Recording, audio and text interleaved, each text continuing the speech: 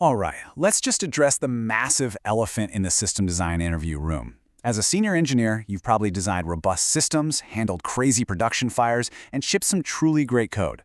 But the moment someone hands you a whiteboard marker and asks you to estimate server load, total panic sets in. Welcome to this explainer on back-of-the-envelope estimation. By the end of this, you aren't just going to survive the math, you're going to use it to completely dominate the interview. Look, you might be sweating bullets right now, thinking interviewers want you to be some sort of human calculator, doing long division on a whiteboard while they silently judge your arithmetic skills. Let me stop you right there. Take a breath. System design interviews are absolutely not asking you to be a calculator. Nobody cares if you can divide by 17 in your head. The reality is, they're just asking if your proposed architecture survives basic physics and order of magnitude math. It's not about perfect decimal point precision. It's about quickly proving whether a design is even in the right ballpark. If your math says you need one database, but the physical reality of the data volume demands 100, your architecture fails. It's really that simple. You can draw the most beautiful, elegant boxes and arrows on that whiteboard, but if those boxes mathematically cannot handle the throughput, the whole system is going to melt down. So here is our tight, no-nonsense roadmap for this explainer. First, the core numbers to memorize. Second, the reality of nines. Third, building a social network. Fourth, rules and anti-patterns. And finally, your architectural compass. Let's get into it. Section 1. Core numbers to memorize. These are basically the raw materials of architecture. You simply cannot estimate capacity if you don't know your basic building blocks. The powers of 2 are your foundation. 10 to the power of roughly 3 in decimal is a kilobyte, scaling all the way up to petabytes. You need to commit this exact scale to memory. Think about it. A single character is a byte. When you start multiplying millions of users by kilobytes of data, you have to confidently jump up this ladder without second-guessing yourself. If an interviewer says a user profile is roughly 1 kilobyte and you have a million users, you need to instantly know that's 1 gigabyte, not 1 terabyte. Mixing up megabytes and petabytes will completely tank your storage estimates. Next up is the latency ladder. And guys, this dictates physical reality. Memory is fast, disk seeks will kill you, and sending data across data centers takes actual unavoidable time. Reading from memory takes microseconds, while a disk seek can take milliseconds. To a computer, that is literally the difference between running to the fridge in your kitchen versus walking to an entirely different continent to get a snack. It's a massive difference. So what are the practical takeaways here? Avoid disk seeks whenever possible. Cache your hot data heavily. Compress your massive payloads before sending them over the network, and always respect the physical speed of light between data centers. Section 2. The reality of nines. Because high availability, it isn't just marketing. High availability isn't just some fluffy term you put on a landing page to sound enterprise-ready. Promising a highly available system means promising extremely specific and frankly unforgiving downtime limits.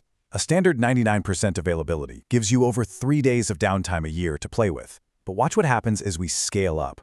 Every extra 9 you promise your product managers means your allowed downtime shrinks violently. Hit 5 nines, or 99.999%, and you are allowed barely 5.25 minutes of downtime for the entire year. Availability is a hard product promise, and your architecture has to mathematically support it. That means if your primary database goes down, your automated failover better handle it and resolve the issue before your pager even has a chance to wake you up. Moving to Section 3, building a social network. Let's actually do the math. Let's apply these foundations immediately and walk through a high-stakes whiteboard example for a Twitter-like social network. The absolute first step: declare your made-up assumptions out loud so you and the interviewer are on the exact same page. Let's assume 300 million monthly active users, a 50% daily active user rate, roughly 2 posts per user per day, 10% of those posts containing media, and we need to retain this data for 5 years. Now, we don't just jump to random numbers. We establish the logical flow of our formula to show exactly how we move from users to queries per second, or QPS. We take our total monthly users, find the daily actives, multiply by their daily actions, and then divide by the seconds in a day. Why do this? Because it shows the interviewer your reasoning is entirely sound before you ever write down a final number. It proves you understand the mechanics. Okay, let's execute. And here's a pro tip. We aggressively round everything to make our lives easier.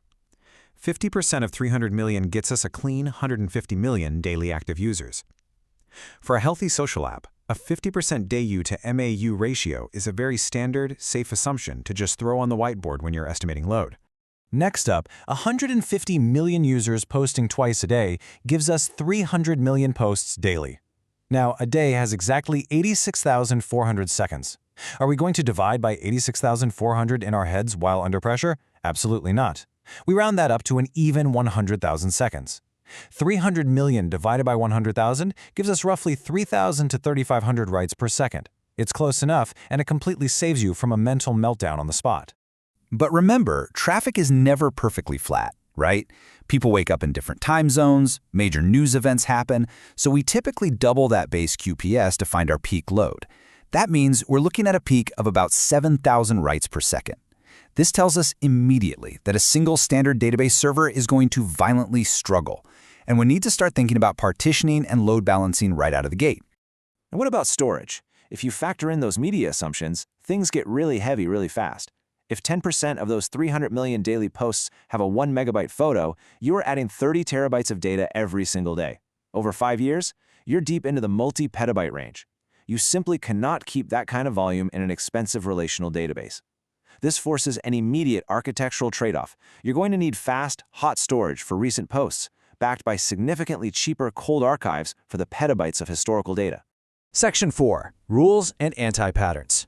These are the unspoken whiteboard rules. Now that we've survived the math, let's talk about etiquette. Knowing the numbers is only half the battle. How you present them matters just as much. Stop trying to divide by 9.1 in your head. You aren't impressing anyone. Just round it to 10. Write down your assumptions clearly so they can be referenced later. And for the love of sanity, label your units.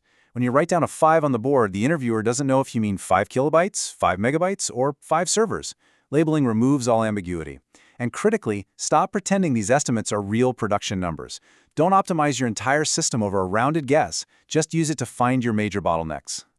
Listen, these are the heavy hitters. You should be calculating these standard metrics by pure instinct because they define the physical boundaries of your system. Always be ready to estimate average QPS, peak QPS, storage over time, network bandwidth, memory needed for cache, and the rough number of servers required. Practice calculating these until they're second nature. If you try to design the caching layer without calculating the cache memory size first, you're essentially flying blind. Finally, Section 5, your architectural compass, the resolution. So why do we actually put ourselves through this exercise? Because it is not fake precision. It's your ultimate design compass. It tells you exactly where the load is going to sit and which layer of your system is going to bottleneck first. It tells you if a single database server will melt into slag under your read-heavy workload or if you need to shard your database on day one. It grounds your abstract boxes and arrows in physical reality. Think about it. If your estimates show massive data but low QPS, you design for storage. If they show huge QPS but tiny payloads, you design for throughput. So the next time someone hands you a marker, ask yourself, is your architecture actually governed by the laws of physics, or are you just drawing pretty boxes? Next, we stop doing random architecture freestyle and use a repeatable framework for system design interviews.